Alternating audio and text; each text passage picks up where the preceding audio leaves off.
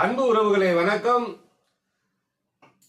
June மாதம் 4ஆம் தேதி திரு அண்ணாமலை IAS அவர்களுக்கு பிறந்த நாள். இந்த பிறந்த நாளில் ஒரு நற்செய்தியை தமிழக மக்கள் கேள்விப்படுகிறார்கள். அது கேள்வியாக இல்லாமல் பதிலாக இருக்க வேண்டும். ஆம் உறவுகளே, என்னவென்றால் பாரதிய ஜனதா பார்ட்டி பிஜேபி கட்சியில் அண்ணாமலை இருந்தார். பல சேவைகள் செய்தார். அவர் உழைப்பால் 18% வரைக்கும் வாக்குகளை வாங்கினார், பிஜேபிக்கு வாங்கி கொடுத்தார். ஆனால் அவர் தலைவராக இல்லாத பொழுது 3% தான், 4% கூட வரவில்லை வாக்கு வீதம்.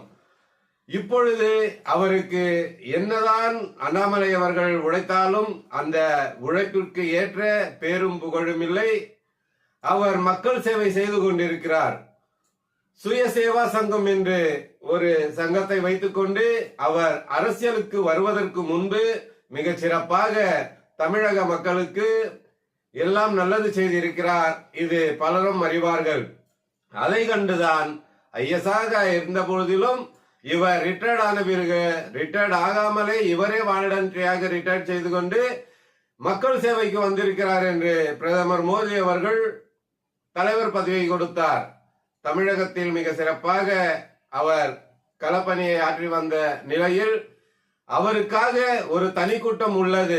ஆம் உறவுகளே, இளைஞர்கள் முதலில் அரசியல் என்னவென்று தெரிந்து கொண்டது திரு அண்ணாமலை அவர்களை பற்றிதான். அவர்களால் தான் அரசியல் என்னவென்று தெரிந்து கொண்டார்கள் இளைஞர்கள் மட்டுமல்ல, தமிழக தாய்குலங்களும் அண்ணாமலை மீது ராமச்சந்திரன் எம்ஜிஆர் மீது எவ்வளவு பற்று வைத்திருந்தாரோ அதுபோல் பற்று வைத்திருக்கிறார்கள் அண்ணாமலை அவர்கள் மீது.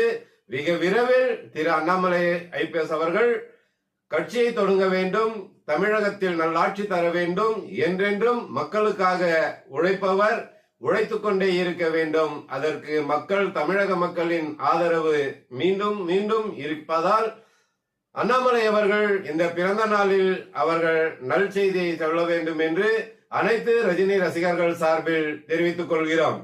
அதேபோல் குறிப்பாக கோவை மாவட்டத்தில் இருப்பவர்கள், அண்ணாமலைக்கென்றே ஒரு பெரும் கூட்டம் இருக்கிறது கோவை மாவட்டம் முழுவதும்.